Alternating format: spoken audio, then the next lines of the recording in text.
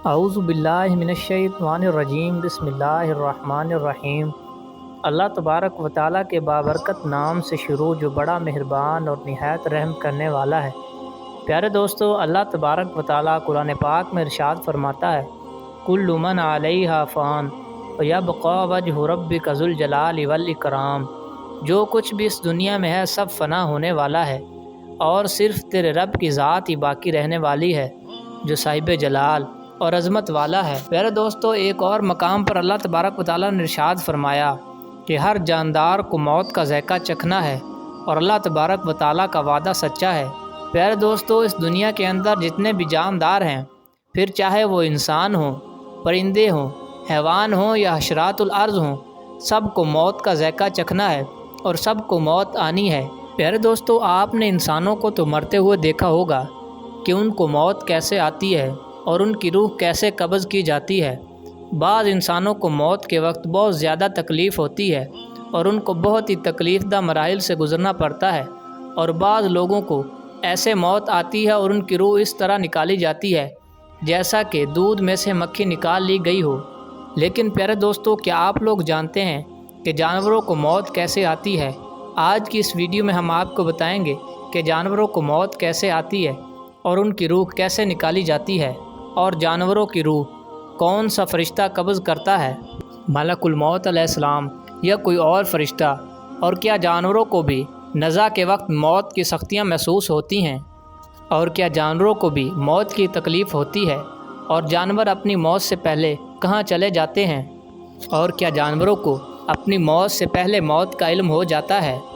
اور اپنی طبعی موت مرنے والے جانوروں کی لاشیں ہمیں نظر کیوں نہیں آتی؟ پیارے دوستو، ان تمام تر سوالوں کے جوابات قرآن و حدیث کی روشنی میں آج کی اس ویڈیو میں ہم آپ کو بتائیں گے، تو آپ لوگوں سے گزارش ہے کہ ہماری اس ویڈیو کو اینڈ تک ضرور دیکھیں، اور مزید اس طرح کی اسلامک ویڈیو دیکھنے اور سننے کے لیے ہمارے اس چینل معلومات اسلام کو لازمی سبسکرائب کریں۔ پیارے دوستو، اللہ تبارک و تعالیٰ نے جس بھی مخلوق کو زندگی بخشی ہے، پھر چاہے وہ انسان ہو، جانور ہو، پرندہ ہو یا کوئی بھی مخلوق ہو، ان سب کو موت آنی ہے اور ان سب نے بھی موت کا ذائقہ چکھنا ہے۔ جس طرح انسانوں کو وقت مقررہ پر موت آتی ہے، اسی طرح جانوروں کو بھی وقت مقررہ پر موت آتی ہے۔ پیارے دوستو، آپ نے کبھی غور کیا ہوگا کہ ہمارے معاشرے میں ہمارے ارد گرد بہت سے جانور، پرندے اور دیگر مخلوقات رہتی ہیں، لیکن جب کوئی جانور مرتا ہے تو ہمیں صرف ان جانوروں کی لاشیں نظر آتی ہیں جو حادثاتی طور پر مرتے ہیں، جیسا کہ روڈ ایکسیڈنٹ میں مرنے والے جانور، یا وہ جانور جن کو قید کیا گیا ہو، یا وہ جانور جن کا شکار کیا گیا ہو۔ ایسے جانوروں کی لاشیں تو ہمیں نظر آتی ہیں، لیکن جو جانور اپنی زندگی کا وقت پورا ہونے پر اپنی طبعی موت مرتے ہیں، ان جانوروں کی لاشیں ہمیں نظر نہیں آتیں۔ اس لیے کبھی آپ نے اپنی طبعی موت مرنے والے جانور کی روح نکلنے کا منظر نہیں دیکھا ہوگا۔ پیارے دوستو، روایات میں آتا ہے کہ ایک مرتبہ ایک شخص امام جعفر صادق رحمۃ اللہ تعالیٰ کی خدمت میں حاضر ہوا اور آپ سے عرض کرنے لگا کہ جو جانور اپنی طبعی موت مرتے ہیں، ان کی لاشیں ہمیں نظر کیوں نہیں آتی؟ ان کی لاشیں کہاں جاتی ہیں؟ ہمارے ارد گرد بہت سے ایسے جانور، چوہے، کیڑے مکوڑے اور حشرات الارض پائے جاتے ہیں، اور روزانہ ہزاروں ایسے جانور ہیں جو اپنی طبعی موت مرتے ہیں، لیکن ان کی لاشیں ہمیں نظر کیوں نہیں آتی؟ ان کی لاشیں کہاں چلی جاتی ہیں؟ تو امام جعفر صادق نے ارشاد فرمایا کہ ان جانوروں، مثلاً چوپایوں اور دوسرے حشرات الارض کی موت کا علم ہمیں اس لیے نہیں ہوتا کہ ان جانوروں کو اپنی موت کا پہلے ہی اللہ تبارک و تعالیٰ کی طرف سے علم ہو جاتا ہے، اور یہ جانور وقت مقررہ سے پہلے پہاڑوں کی غاروں میں، درختوں کے کھوکھلے تنوں میں، کنوؤں میں یا گہرے گڑھوں میں جا کر بیٹھ جاتے ہیں، اور وہیں پر ان کو موت آتی ہے۔ یہ اللہ تبارک و تعالیٰ کی طرف سے بنایا ہوا ایک نظام ہے، جن کی وجہ سے آج انسان سکون سے زندگی گزارتے ہیں، ورنہ اگر باقی جانوروں کو چھوڑ کر صرف پرندوں کی موت کا حساب لگایا جائے تو پوری دنیا کے اندر 700 ارب پرندے رہتے ہیں، اور اگر یہ پرندے سر عام انسانوں کے سامنے مرتے تو انسانوں کے لیے زمین پر قدم رکھنا مشکل ہو جاتا، اور ان کے مردہ جسم گندگی اور بے شمار بیماریوں کا سبب بنتے۔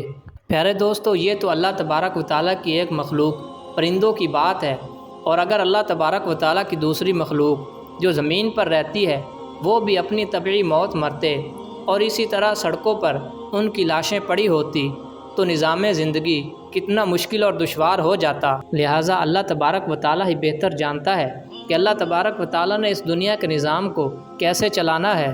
لہٰذا اللہ تبارک و تعالیٰ ان جانوروں کو ان کی موت سے پہلے ہی انہیں ان کی موت کے بارے میں بتا دیتا ہے تاکہ یہ کہیں دور دراز پہاڑوں اور جنگلوں میں چلے جائیں اور وہیں پر ہی انہیں موت آ جائے۔ بے شک اللہ تبارک و تعالیٰ کا ہم انسانوں پر یہ بہت بڑا احسان ہے، جیسا کہ اللہ تبارک و تعالیٰ قرآن پاک میں ارشاد فرماتا ہے، اور تم اپنے پروردگار کی کون کون سی نعمت کو جھٹلاؤ گے۔ پیارے دوستو، اب بات کرتے ہیں کیا جانوروں کو بھی نزع کے وقت سختیاں محسوس ہوتی ہیں، اور کیا جانوروں کو بھی نزع کی تکلیف محسوس ہوتی ہے؟ پیارے دوستو، اس کے بارے میں روایات میں آتا ہے کہ نزع کی سختیاں برحق ہیں، اور نزع کی سختیاں ہر انسان کو اس کے اعمال کے مطابق دی جاتی ہیں، اور نزع کے وقت ہر انسان کو جو تکلیف محسوس ہوتی ہے وہ اس کے اعمال کے مطابق ہوتی ہے۔ اگر کوئی انسان نیک ہو تو اس کو نزع کے وقت بہت ہی کم تکلیف ہوتی ہے، لیکن اگر کوئی انسان گناہ گار ہو تو تڑپا کر اس کی روح نکالی جاتی ہے۔ لیکن پرندے اور جانور تو اعمال کے مکلف نہیں ہوتے، تو ان پر نزع کی سختی کیسے طاری ہوتی ہے یہ اللہ تبارک و تعالیٰ ہی جانتا ہے۔ پیارے دوستو، اب بات کرتے ہیں کہ جانوروں کی روح کون سا فرشتہ قبض کرتا ہے، ملک الموت علیہ السلام یا کوئی اور فرشتہ، یا پھر ان کی زندگی کسی اور طریقے سے ختم ہوتی ہے؟ تو اس کے بارے میں مختلف روایات ملتی ہیں۔ ایک روایت کے مطابق جانوروں، پرندوں اور درختوں کی زندگی ایک تسبیح میں ہوتی ہے۔ یہ اپنی ساری زندگی اللہ تبارک و تعالیٰ کی تسبیح بیان کرتے ہیں اور اللہ تبارک و تعالیٰ کی حمد و ثنا کرتے ہیں، اور جب وہ تسبیح ختم ہوتی ہے تو ان کو موت آ جاتی ہے اور ان کی روح قبض ہو جاتی ہے۔ لہٰذا ملک الموت علیہ السلام ان کی روح قبض نہیں کرتے۔ اور ایک دوسری روایت میں آتا ہے جو کہ مستند اور صحیح مانی جاتی ہے کہ تمام ذی روح کی روح ملک الموت علیہ السلام قبض کرتے ہیں، اور روح قبض کرنا ملک الموت علیہ السلام کی ڈیوٹی ہے، پھر چاہے وہ انسان ہو یا کوئی جانور۔ روایت میں آتا ہے کہ ایک مرتبہ حضرت ملک الموت علیہ السلام نے رسول پاک صلی اللہ علیہ وآلہ وسلم سے عرض کی کہ میں اللہ تبارک و تعالیٰ کے حکم کے بغیر ایک مچھر کی بھی روح قبض نہیں کرتا۔ اس حدیث پاک سے یہ ثابت ہوتا ہے کہ تمام جانوروں اور انسانوں کی روح حضرت ملک الموت علیہ السلام قبض کرتے ہیں۔ پیارے دوستو، جس طرح انسان اپنے کسی عزیز و اقارب کے مرنے پر غم آہذاری کرتے ہیں، اسی طرح پرندے بھی اپنے کسی عزیز و اقارب یا اپنے ہم جنس کی موت پر آہذاری کرتے ہیں۔ پیارے دوستو، ہم امید کرتے ہیں کہ آپ کو ہماری یہ ویڈیو ضرور پسند آئی ہوگی۔ اللہ تبارک و تعالیٰ کی بارگاہ میں دعا ہے کہ اللہ تبارک و تعالیٰ ہم سب کو نیک اعمال کرنے کی توفیق عطا فرمائے، اور رسول پاک صلی اللہ علیہ وآلہ وسلم کی محبت میں جینا مرنا نصیب فرمائے۔